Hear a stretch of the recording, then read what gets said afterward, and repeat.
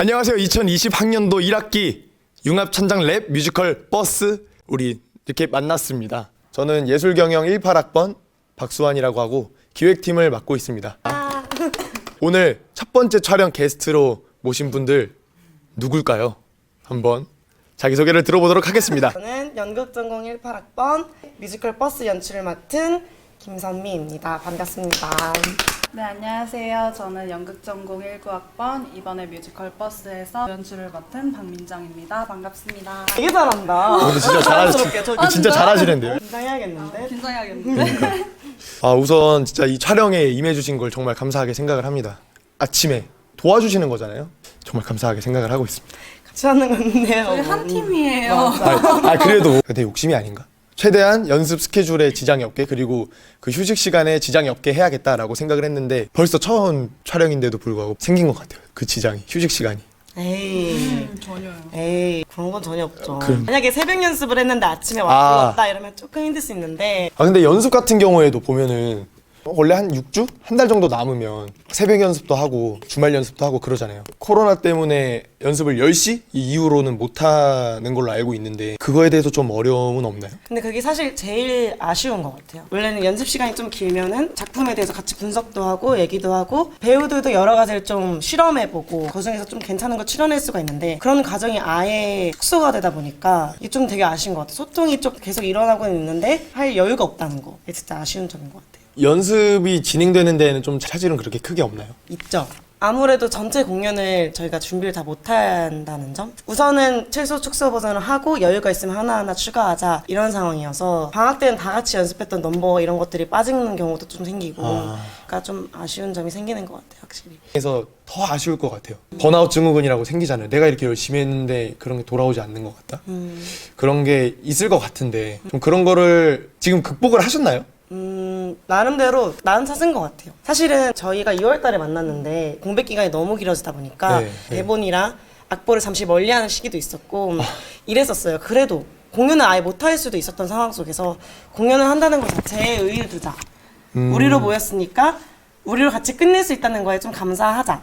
라는 생각으로 좀 많이 전환을 많이 바꿨던 것 같아요. 연출부가 지금 3명이잖아요. 그 얘기를 안 했네. 원래 연출부가 3명인데 지금 한 분이 맞아요. 한 분이 안 오셨습니다.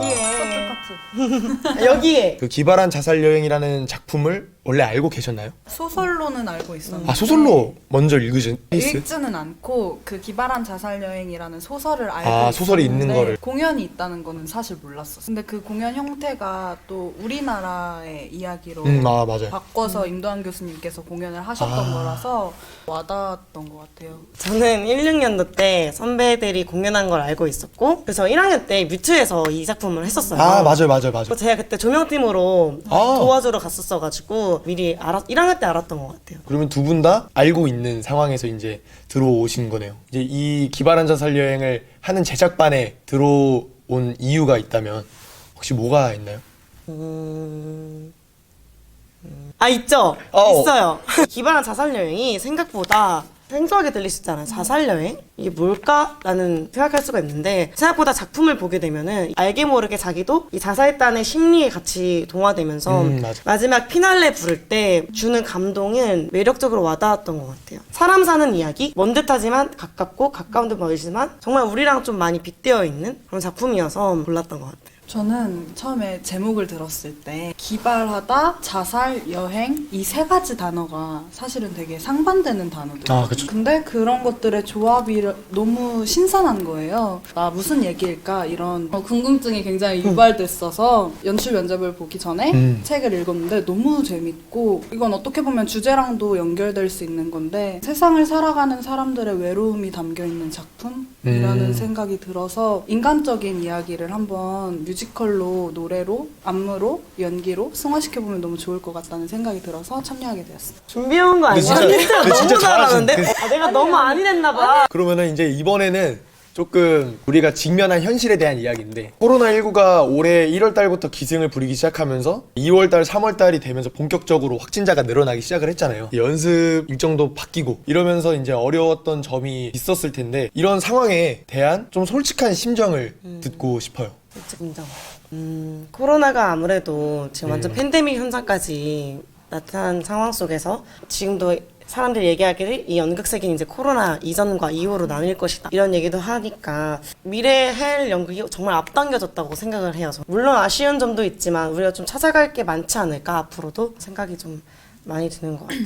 저는 지금의 감정으로는 공연을 할 수 있다는 것에 대한 감사함이, 그 전에는 이제 공연을 축소해야 하는 상황이다 보니까 걸 버스 넘버들이 너무 좋고 캐릭터들도 너무 다 살아있거든요. 그것들을 다 보여주지 못한다는 거가 정말 많이 아쉬웠던 것 같아요. 만들어가는 과정에 있어서 모든 작업이 쉽지는 않은 것 같아요. 네. 늘 누군가의 의견을 반영해야 할 때도 있고 나의 의견을 제시해야 할 때도 있고 또 다 같이 모이는 자리이기 때문에 연습이 뭐 수월하게 진행된다고 할 수는 없지만 우리의 열정, 이게 합쳐져서 더 큰 시너지를 내고 있다, 이 정도로 생각해 주시면 될 것 같아요. 이제 좀 더 세밀하게 극에 대한 이야기를 한번 나눠보도록 하겠습니다. 뮤지컬 버스에 대한 간단한 설명을 부탁드려도 될까요? 뮤지컬로 해가지고 같이 여행을 떠나는 극인데 코로나 때문에 도쿄 얘기도 나오고 뭐 갈라쇼 얘기도 나오고 스태프들과 이 배우들 사이에 이런 의견이 다분한 상황 속에서 우리는 어떻게 하면 좋을까 고민을 하다가 저희는 절충안으로 축소 공연으로 각색을 진행해보자. 그럼 각색은 어떻게 할까 해서 최유찬이 다큐멘터리 작가이니까 우리의 여정을 촬영한 다음에 시사회로 만들었다고 가정해보면 어떨까라는 아이디어가 갑자기 문득 떠올라서 각색을 해서 절충안으로 이런 의견을 냈다. 교수님께서는 어떻게 생각하세요? 근데 교수님께서 그래 해봐 라고 그날 바로 이틀 만에 말씀을 하셔서 우린 또 이틀 만에 작업을 해서 바로 스텝방이나 배우방에 공지를 바로 지금까지 3주째 연습이 이어지고 있습니다. 대단하네요. 아닙니다.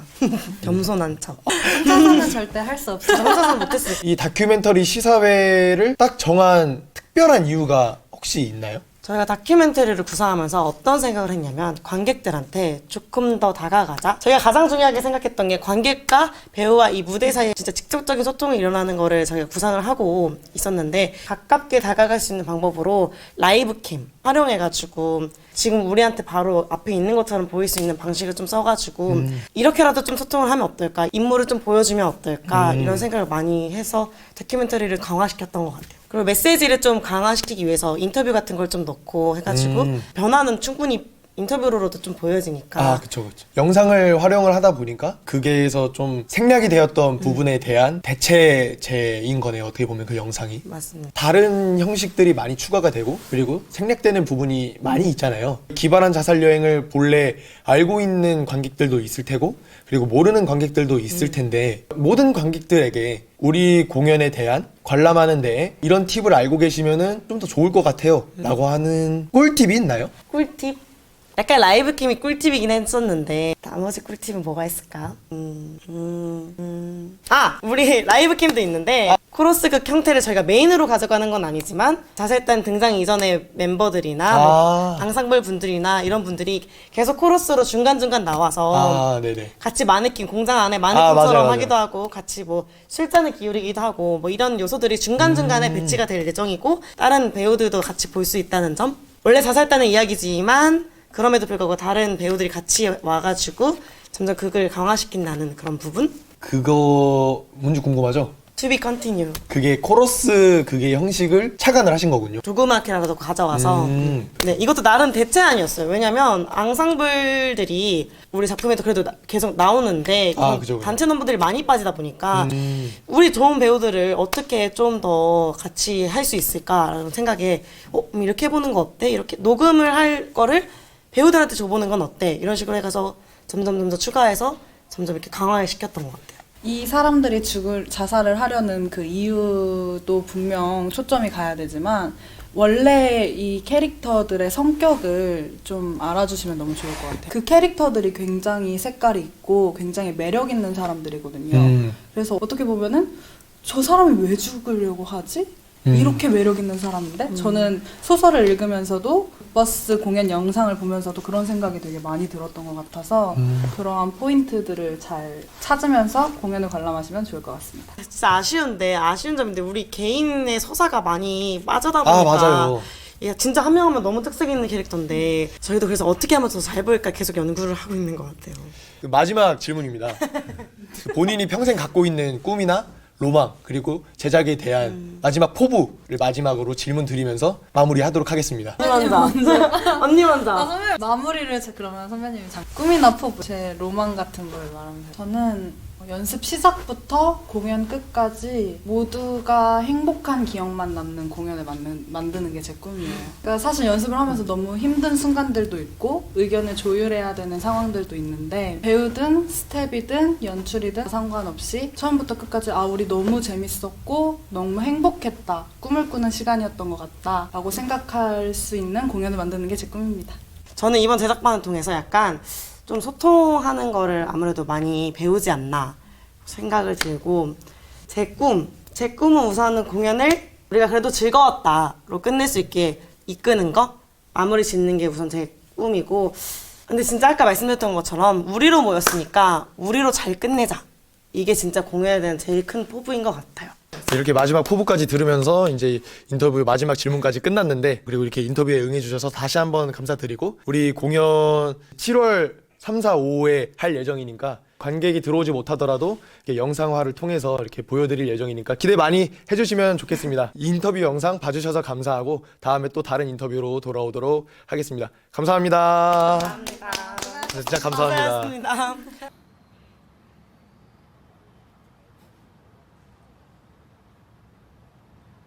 김민규 씨에게 코로나19란?